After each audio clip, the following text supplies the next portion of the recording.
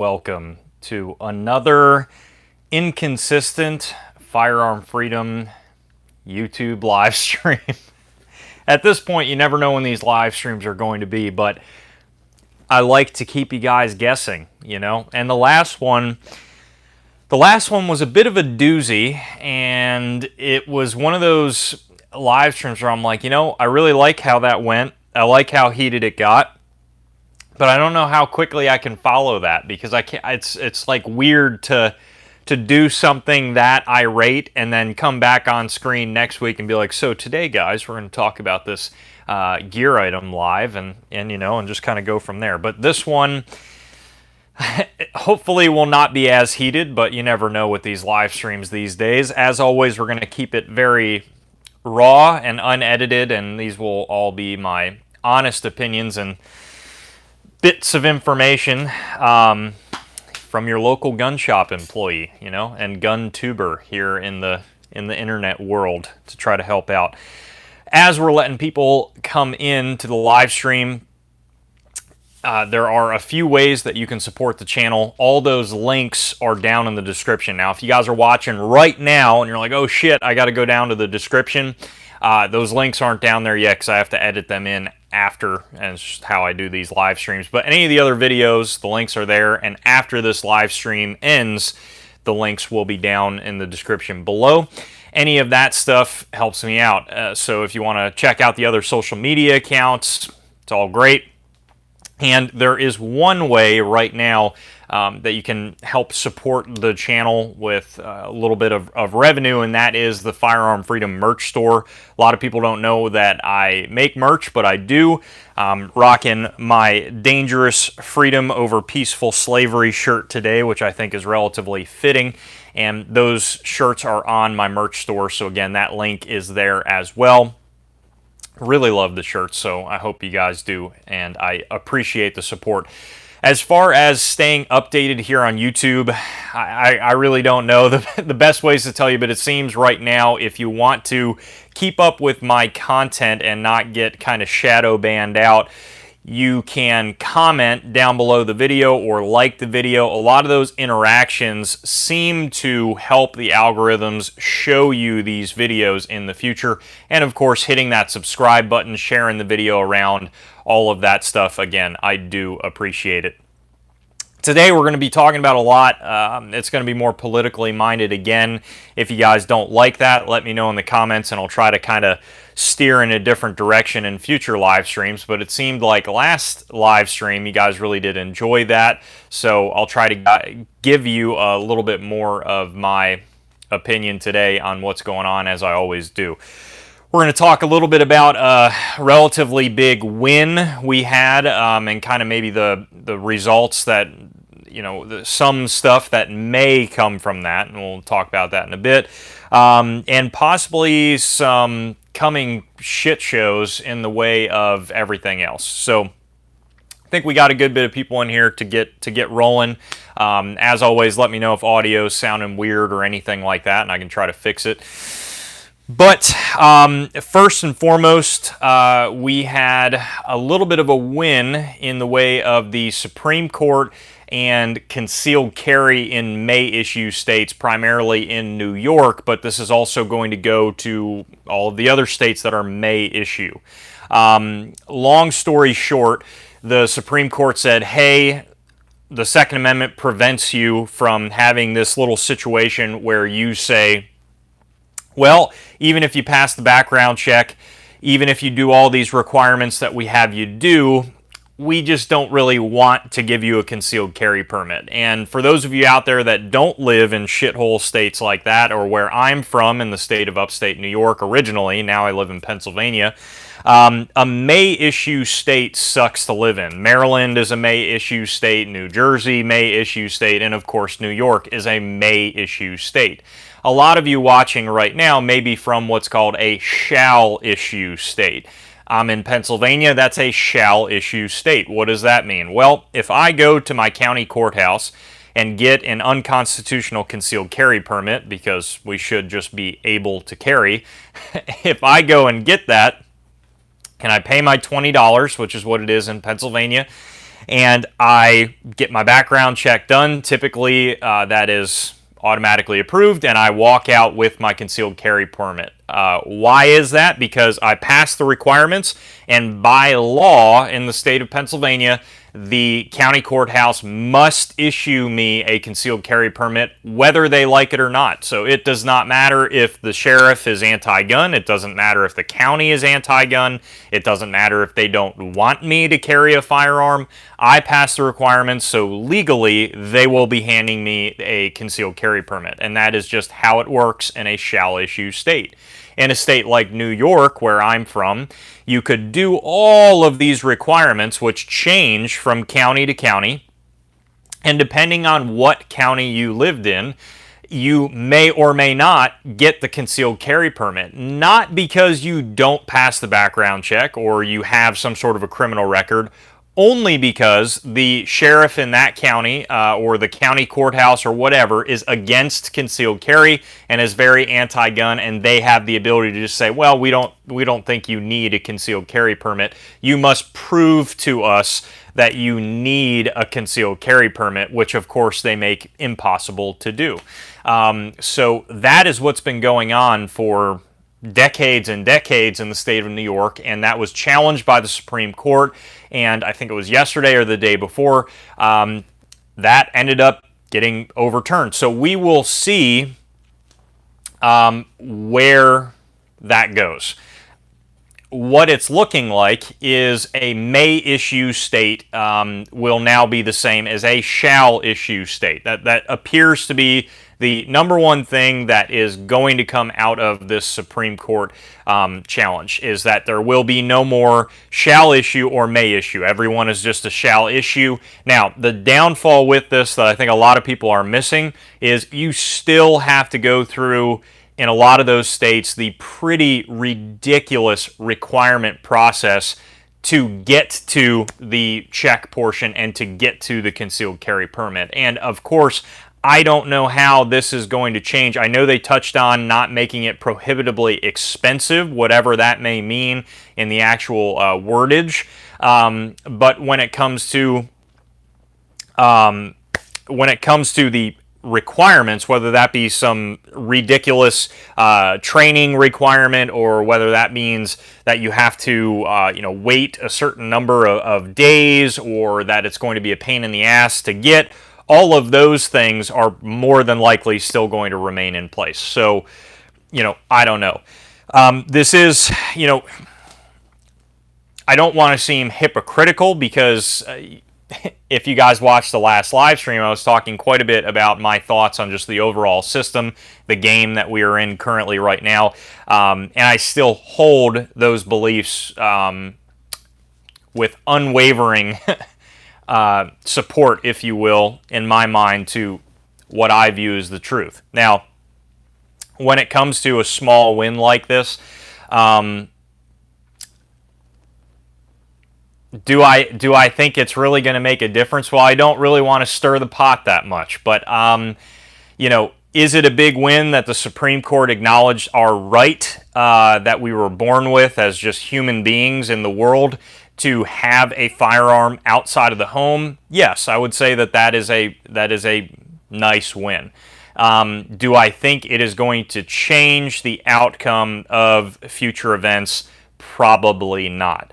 And the reason why I think that is, again, to touch off of, I don't want to stray from my original belief system of the fact that we are in a game, and that's a lot of the reason why I don't think that is going to change, and I don't have a belief in the current system that we are in. Now, why do I realistically think this may not have as drastic of a change as people think it will? I think there are a lot of distractions right now in mainstream media of what's going on with gun control at a legislative level. Right now, the ATF is acting swiftly and very tactically to basically weaponize themselves to be one massive arm of the government of gun control. And that is what's going on behind the scenes. I think a lot of you guys know about those things. I don't think a lot of the general public knows about those things. So I'm going to tell you guys about a few things that the ATF has cooking and how that is going to affect. Many of you may already know this, but I think a lot of people either forget this or maybe think it got buried or is not a huge deal or whatever. But I think it's very crafty to have all of that stuff going on outside of the legislative eye of the game of, mainstream media. And everyone that I've talked to, because as you guys could imagine, working at a gun shop right now, we get a lot of new gun owners again because of everything going on in the news. What it starts with. I think now's the time to get my first AR. I think now's the time to get my first handgun. See what's going on in the news. And I think now's the time. I'm not throwing a ton of crap towards those people because I get it. We all start somewhere, but we hear it so much nowadays that, it's tough to be like, yeah, okay, all right. And with a lot of those folks, they typically follow that statement up with, well, do you really think anything's going to pass, right? Do you really think any of this crap's going to pass that's going on in the news? So a lot of those folks have absolutely no idea what the ATF is doing in the way of pistol braces, in the way of large frame pistols as a whole, in the way of frames or receivers, deputizing local law enforcement. There is a metric shit ton of information going on that most of the general public, the people that watch the news, have absolutely no idea about. They're concerned right now with what's in the news, which is possible assault weapons ban, which is possible magazine ban, which is possible, gun control package bill that's going through the Senate, going to the House, and blah, blah, blah, blah. So I think we're getting hit from all angles right now. When we look at the bill that's going through the Senate, the House right now, and is probably going to be signed, I think the most troubling thing in that piece of legislation that I think any of you guys watching and other folks out there would probably agree, maybe not, is red flag laws and the incentive for states to do red flag laws. A lot of people don't get how devastating that would be. So that's where I go back to, okay, so we got the fact that our right to keep and bear arms, the Supreme Court just said, hey, we agree, you have that right outside of the home. Great. If they pass through an incentive program for states that may not have done this before but are doing it now to do a red flag law or risk protection order program in that state, it will be devastating. A lot of people that don't live in states like Maryland right now that have red flag laws don't fully grasp what that means. A lot of people are kind of up in the air, like, oh, well, it's got to be a family member, right? It's got to be a very close person in your life that calls the police on you. Absolutely not. As we've seen with the from the horse's mouth, if you will, of the diagrams that they are posting is exactly how red flag laws work, because that's how it works in the states right now. You remove, and this is why the justice system half the time is a game and a joke, because it doesn't work the way that we're taught it works, as we've talked about before. And and here's the thing. I'm just about to talk about the due process built into that bill that currently states to abide by, allegedly. There is no due process. There is no way to have a red flag law and have due process. And let me tell you why. In order for them to facilitate a risk protection order, you cannot be, you have no knowledge that it's going on. That's the issue here. So the red flag laws that they continually are trying to get through allow any everyday person to phone in to local law enforcement and say, I think this person, based off X, Y, or Z, is a danger to themselves or other. You got to take their guns away. They have guns. You got to take them away. So they go through the court process for a risk protection order. The judge either approves or denies the risk protection order. The problem, though, is that there's no way to facilitate that with due process. because the entire thing works off of the fact that you have not committed a crime. There is no crime committed.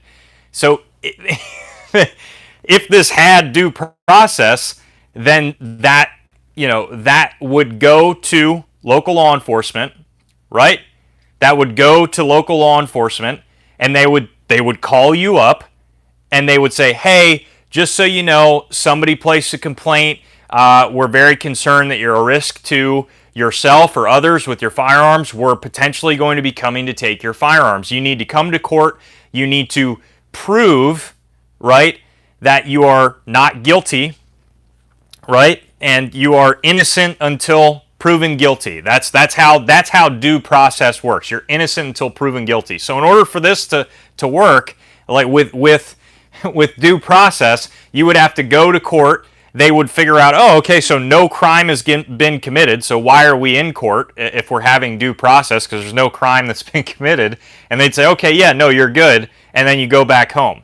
That's how that would work with due process. But any other way of how this normally works, which is somebody calls in, the cops go to the judge, and the judge said, yep, take their guns. And they, typically, and guys, if you think it's going to be this big, standoff in your house, typically they wait till you're at work or you're outside of the home, and they wait till you are nowhere near the guns. They just walk in, take everything, and you get home or whatever. All your shit's gone. Everything's sitting in a pile in an evidence room. Half the time they Dremel serial numbers and everything else on it for their own inventory and all this other shit, and it's not kept in a properly temperature kept room. It's all going to be rusted to shit. I've seen so many evidence guns in my time in the gun industry that I can tell you that any gun that comes out of the evidence locker is not going to look great. Even if it's been in there for 2 weeks, it's not going to look great. So normally they take everything. I've even had some police officers tell me that they have seized knives, kitchen knives in a red flag. Anything in the house they're taking. Then you get notified of this, you haven't committed a crime, and then you have to pay for your own attorney, because one will not be provided for you, to prove your innocence after you have been told that you're guilty. So now, right, now what is going on is that you have no due process. So I don't think people fully grasp red flag laws with how dramatic how many repercussions that could potentially have. Because this would essentially say that you are guilty until proven innocent. And that's a big deal. Because now we're talking about you're going to jail for crimes that you didn't even commit. Now we're talking about thought crimes, like Minority Report style shit. So, and a lot of people are, oh my God, that would be terrible. This is already happening. This is already happening. This is what's so stupid about this. Oh my God, it would be, everyone's going to be getting in gunfights every 2 seconds. It's funny that you say that, because in all the states that it's going on, that's not happening. And there's just a shitload of people losing their guns. That's what's going on right now. Nothing's happening. So the fact, that legislation, that's one of the most alarming things that a lot of people should be concerned with that piece of legislation. And it will go, I would almost guarantee that it will go through. Because again, we're in a game and a lot of this shit is decided beforehand anyways. But aside from all of that, which I consider most of the big buzzwords, I don't even know that they have any desire to push through or have any ability to actually push that through, at least as of now. I think the buzzwords are designed as probably a distraction from what the ATF is doing. So the ATF just sent out training protocols, and you can see these training protocols if you just Google training PowerPoint on frames and receivers. They have this as public information on their website that you can read through the PowerPoint right now. They put out training on frames and receivers, that whole reclassification of frames and receivers. A lot of people have no idea what ended up happening with that. So that the DOJ signed off on it. That's done. This is where people start forgetting all of this shit. That's going into effect as soon as August. That's it. There is no write your rep. There is no donate, right? There is no write a letter. You know, that's it. That's it. And this, you guys have heard me say a million times in previous live streams, this is what happens when you are trying to play the game by the rules that you have been trained to believe and trained to follow against an opponent that does not follow those rules, that does not play the game, and that is going to keep you in the little box, right? So, frames and receivers, it is so, let me tell you, I sat through a tiny little bit of the training to try to figure out information, to reiterate to everyone on what the hell's going on. It is the most vague and ambiguous thing I have ever seen. It allows them to do so much shit and have no recourse. They could reclassify so many things, it's not even funny. Now they are talking about potentially needing an FFL to Cerakote firearms for other, for other individuals, but possibly yourself. We don't know. Not sure. They're talking about needing a serial number on both sides of the lower receiver because, wait for it, and this is real genius, because we got to watch out for these modular AR-15 lowers that can be split in half and are still functional. You know, in half, not by top or bottom, my friends. In half, like, here's your magwell, right? So here I'm looking through the magwell in half, like boom, in half. There's two magwells. So now we need to serialize one side of the receiver and the other side of the receiver. So let's add in even more of a pain in the ass when it comes to manufacturing process. And what about all the lowers that we're making right now and all of these other things? It broadens the brush with how many things you need an FFL or an 07, a manufacturing license, or 01. I can't remember if 01's dealer or 07's manufacturing or the other way around. I can't remember right now. But regardless, the things that you may need a manufacturing license for, I have a very close friend that I work with that goes to a gunsmithing school online. I don't want to name names or anything like that, but he asked them directly, hey, what's this going to mean for gunsmithing schools? You guys send me projects and guns that I need to build and put together and do. They have no answers. They're currently, I would imagine, trying to go through this with their attorneys to figure out what the hell that's going to mean moving forward. And it's not a what if. This is happening. It's already happened. This is August. This is what we're looking at. This is a big distraction. August. Like, this is going on. It's dramatic changes. Now, pistol braces. A lot of people right there like, oh, what's the ban of pistol braces? Well, they're not banning pistol braces. They're targeting entire large frame pistols, I'll say, AR pistols, AK pistols, PCCs, whatever, with braces on them, right? Or any other parts that add up to a certain amount of points, which I believe is 4 or more on their point sheet. Now, I did see somebody repost that this already got A-OK and approved April 26 of 2022 and is going into law, or not law, but going into effect as far as August as well. I was trying to search far and wide, and I could not find that information anywhere. Not on the ATF's website, not on our resources. I could not find that information anywhere. So, I don't know. The last information that we were told as a collective whole, right, was that the ATF was going to have the DOJ give their final decision on the point sheet, which is the 4999 point sheet, in August. One of those two is happening in August, whether they're giving their final determination in August or it's going into effect in August. Now, I can tell you guys from viewing the frames and receiver PowerPoint, there are multiple mentions in that very long PowerPoint to this spreadsheet, to this point system that they make no mention of it potentially being held back or potentially not being okayed by the DOJ. In fact, they seem very confident that this will not have any issues being approved by the DOJ to use. So a lot of people out there, I think, are still holding this weird shred of hope that, like, oh, maybe we commented enough, that the comments are gonna stop it from happening, that the ATF are gonna read the comments and all of a sudden they're gonna be like, oh, dude, you know, that was kind of a dick move we did. Maybe we shouldn't do this. You know what? You guys are right. Have it back. Sorry about that. We read your comments. We see you're frustrated, and we won't do it anymore.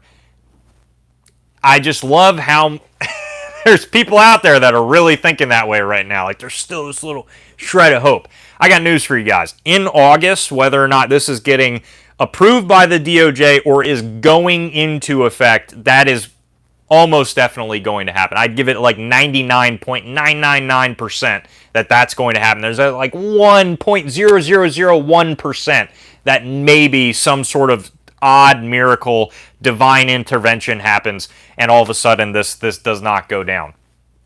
So what does that mean for you? A lot of people don't get that. So right now, the ATF is saying that they have the point sheet, and they have been using the point sheet to determine SBR or pistol continuously. This determination, from the best of my ability to somehow read through this legalese that I don't understand at all, is that they are getting the approval from the DOJ to go public with that point sheet. But again, this is a point sheet that they have said multiple times that they currently use. So by my estimation, they already view millions of pistols that are out there on the market as illegal SBRs. And the only reason why they're going through this DOJ process is because consistently this has gotten thrown out of court because they have not made that information public to people. So if anybody gets brought to court, everyone's saying, well, hey, you didn't make that information public. You didn't tell us all these things about a point system, so how could I be held liable for that? So that is why they're making this information public. And the only thing is that the DOJ is going to say, yes, you should make that public, or no, you should not. So, that's huge. That's a big deal. That's a big deal. Damien, I don't know if Feinstein's amendment got added to the Senate bill. I really don't know.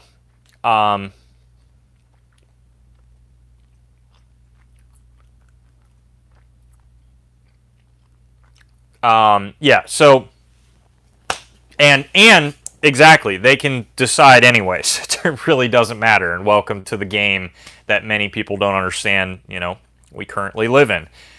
When it comes to large frame pistols, I see the shock right on people's faces because they're coming in and they're asking all these questions. Well, do you have any braces for sale? Can I put this angled grip stop on my pistol? How about these other accessories? And I have to tell them, well, actually, there's a very good chance, if you care, right, that's all going to be a no-go here shortly. And the gun that you just spent a lot of money on to build or piece together, you're either going to have to pay $200, register it with the ATF, get fingerprints, photos, and now you have to abide by all the other NFA bullshit that comes along with that, or you can try to keep it with their point system, which is just not going to be possible to do, or you can disassemble it and you can try to turn it into something that's just going to hold off the restrictions for a little bit longer, right? Because I got news for you. With all of these things happening, if they can target something, why is this important? If they can target something that is owned by as many people that own braced firearms right? And if they can target that at that grand of a scale with no legislative process, that should tell you anything you need to know when I start talking about the fact that we are in a game that you don't have control over and your fucking letter to whoever doesn't matter, right? So when it comes to this, if they can target that many, we're talking millions of guns. Again, I'm going to say this over again, with no legislative process, and this is happening in August, whether you like it or not. And there's no one you can call, and there's no one you can donate to, and there's nothing you can do to stop this from happening, because this ginormous agency in the way of money, but not in the way of people, decided arbitrarily that they're just going to reinterpret the law to fit what works for them. So this happened all the way back with bump stocks. It's happened under Republican presidents. It's happened under Democratic presidents. It's happened everywhere because it's a very crafty way to weaponize this agency to do everything they need it to do. There's no stopping this. Aside from this agency completely going away and half the other federal agencies being completely dissolved of, there's no stopping this. Because they just reclassified millions of guns with a swipe of a pen, a reinterpretation of the law. You know, how easily can they take that to other things? Slowly. It's a slow burn, but it's very easy for them to do.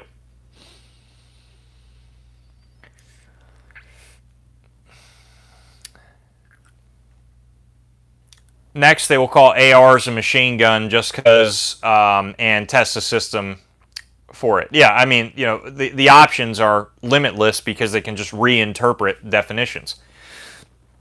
Again, I've used this analogy before, but it's like the speed limit sign, right? It says 55. You're going 55, you get pulled over, and the cop says, well, you know, it really should be 60, it really should be 45. You were going 55, so you were speeding. Sorry, that's how it works now. That's the same sort of shit with reinterpreting laws at any point in time.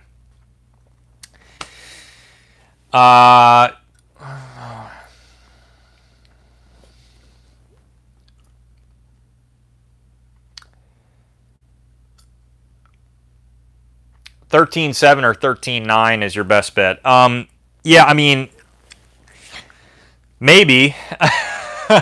I'm very jaded because, you know, here's the deal. If you're trying to stay on the right side of the law with all of these things, it will get to the point that is impossible to do.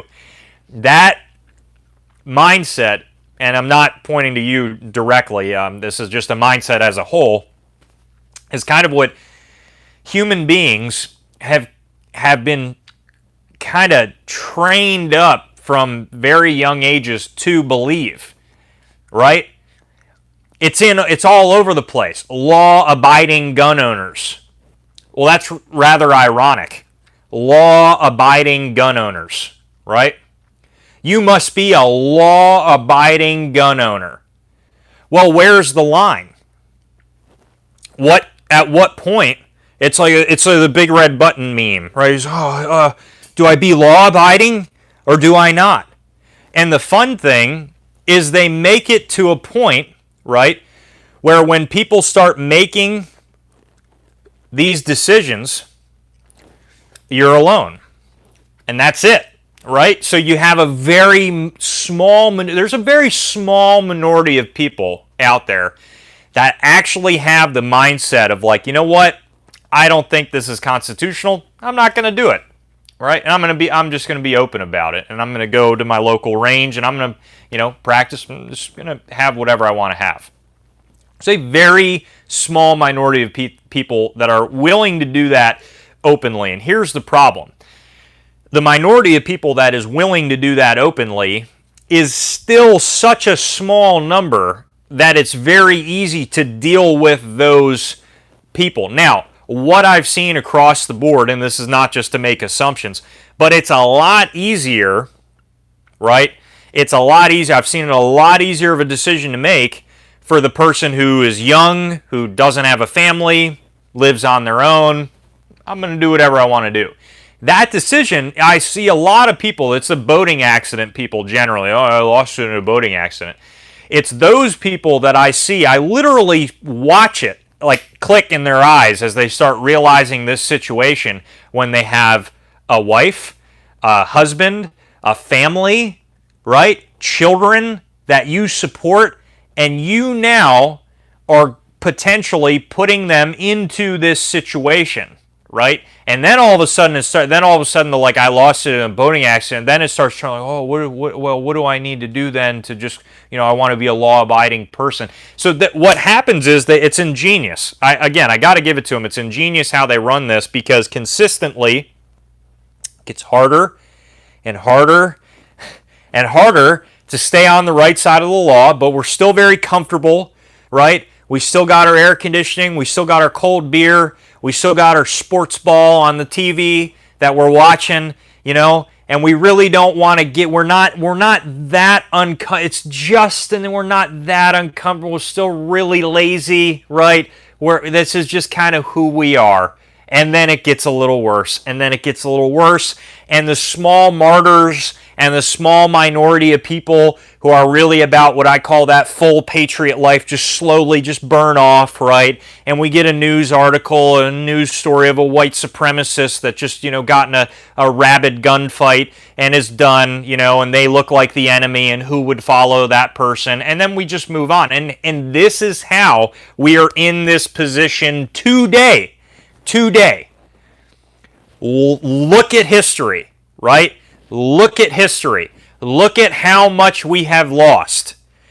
We went from being able to walk into a store and buy whatever you wanted, whether it was fully automatic or semi-automatic or not, give a little bit of currency and walk out with the item.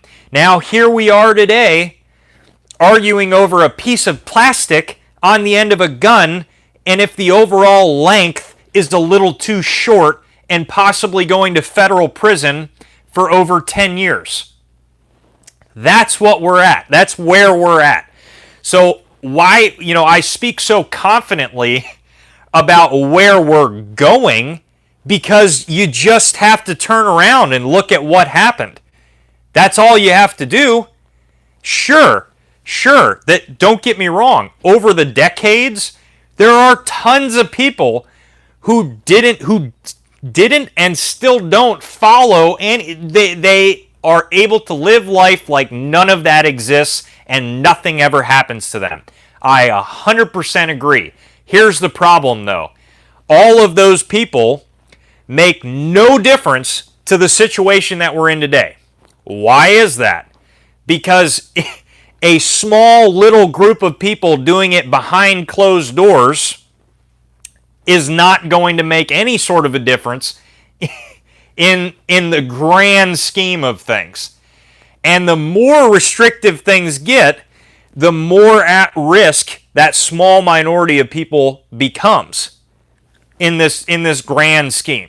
So we're getting it from all angles right now. We have the ATF weaponizing and being incredibly tactile in their movements and what they're doing, and rather ingenious or maybe stupid in just how easy it is for them to say, well, we're just going to reinterpret it and we're just going to do what we want to do. And then we have this quote-unquote legislative process that's supposed to be for the people going on over here. And it's kind of brewing this massive perfect storm that I don't think people fully grasp. I don't think. Let me catch up on some comments here, guys.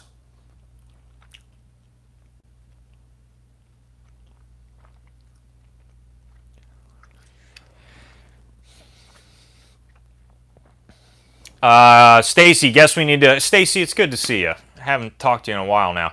Guess we need to go to states that won't allow the ATF jurisdiction. Possibly, possibly. I think a lot of that is political bullshit, is representatives really trying to win votes, because when push comes to shove, typically that doesn't end up happening. So we'll see.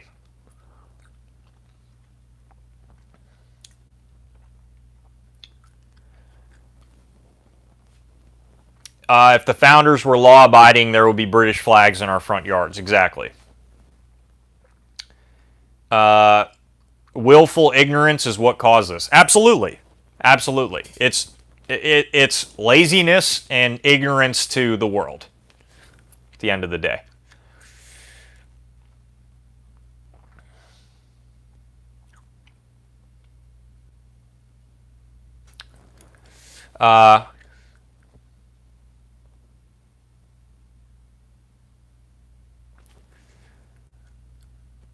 Andrew, great quote. When injustice becomes law, resistance becomes duty. People, especially with families, have to ask themselves one serious question: what world am I leaving behind for my children? I completely agree.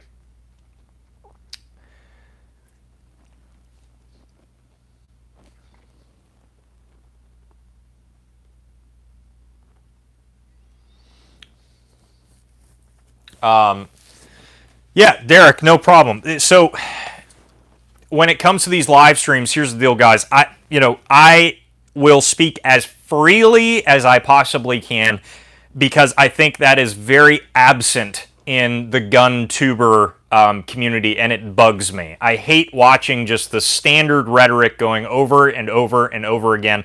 This is what's on my mind. And quite frankly, there's a lot of things that I might be totally wrong on. Really, what I'm doing is just throwing these thoughts out there to hopefully provoke some ideas, some information that is against the norms. Oh, wait a second, that kind of makes some sense. Or wait a second, maybe that kind of doesn't make some sense. That's what we need. That's just the reality of the situation. And this is why, right, it's ingenious, the situation that we've been put in. Because there is so much subliminal shit that's out there in the world that has conditioned us to be the way that we are today. And many people don't even realize that, and that's just kind of what is going on. You are on a little spy box watching this right now. You are looking at a phone with a camera or a computer or some sort of electronic device, more than likely with a microphone, and there's probably somebody listening to the words that are coming out of my mouth right now. And I'm sure I will probably pay for that in the future with some sort of strange, authoritarian, crazy communism extra world that we live in the future. But that's the reality of the world that we live in today. So there is like a monumental task of communication in front of everyone that I don't think probably over 50%, and I'm being very gracious with that number, in the gun community fully understands. And aside from guns, just human beings in general, with where the world is going today and where the country is going today. You know, that's just the reality of it. You can see when you have this conversation with people how many times it is almost impossible. Right? It's like talking to either a Democratic person or a Republican person and trying to talk to them about an opposing political belief. How impossible it is for somebody to get out of the current mindset of the system that we are in right now. And they're watching you and they're hearing the conversation, like, I do agree, and then they'll say a comment and say, right, well, how do we vote out of this though? Well, maybe if we win the House next election, maybe we'll have a chance. Or I'll tell you what, if that such and such gets in, we're going to be good to go. Nothing else to worry about. That shows you how far gone. how far gone it is. Because as a grown-ass adult, you are not able to get, you gotta get your mind out of the situation because you're fucking blind. You're absolutely blind. You are blinded by it. And guess what? It doesn't matter if you're Republican or Democrat at this point, you're fucking blind. And a lot of people get real pissed at that. They get so fucking angry and they storm off blue in the face, and you're part of the problem. Sorry, that's the cold hard truth of the situation that we are in. And that is the cold hard truth to why we're in this situation right now, this very moment. Because having your own little team in office or not in office still has not gained us anything. Decades later, we're still here. Still here, but you're right. You just gotta punch that ballot one more time. That's going to be the difference.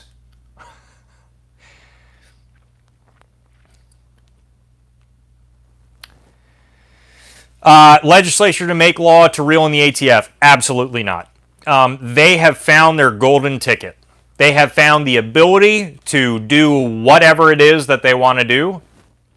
They've already been doing that, but they're doing whatever it is that they want to do with an agency that operates completely void of any sort of legislative process. So, never.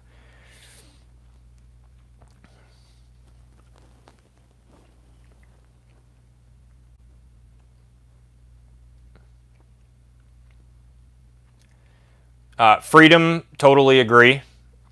And yeah.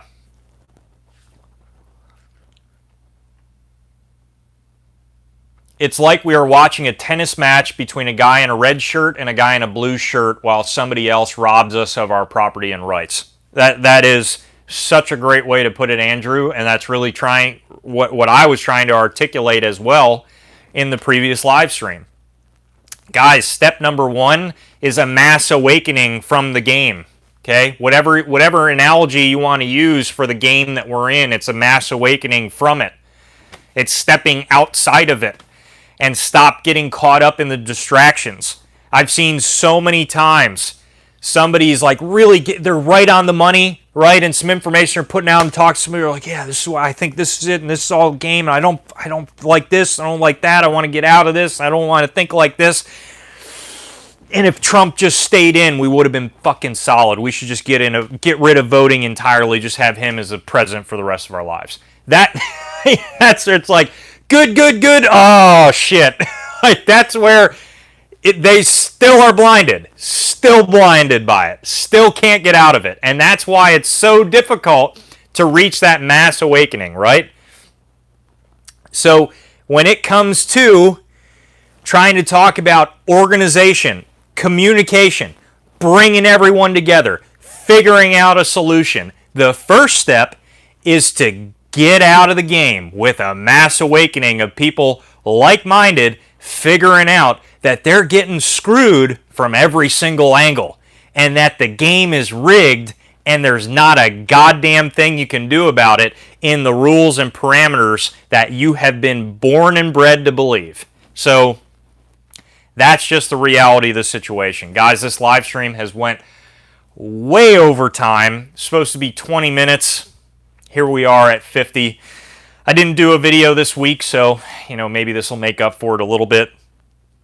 Not trying to be too abrasive in these live streams. I'm not trying to get people too riled up because I get it. It sucks to be riled up and just have this feeling like there is nothing that you can do, right? That's never a good thing to have happen. And that's not what I want. I get it. But I also think that people need a hard dose of reality half the time. And it is what it is. If you want to figure out, I'll tell you what, shameless plug, you want to figure out half the shit our government has done to us and half the reason why we are continuously in this game and half the evidence on, what they have done outside of the game, operating of rules that you don't have the ability of getting, right? They don't have any rules. You do. Listen to our podcast. Freedom Foil It's on Spotify. It's on any other Apple podcast, whatever. Me and my wife do that, totally separate of gun stuff. I could care less about the views. It's the information, right? So if you want to know more about all that shit, check it out. A lot of you guys might be surprised.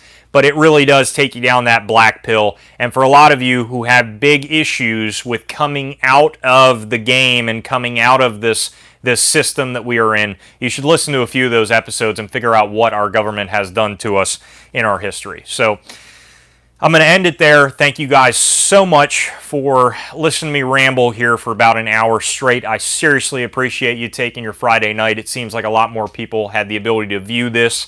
So, hopefully some of you might find it helpful. Comment down below if you have any questions, if you disagreed with this, if you did agree with it, whatever.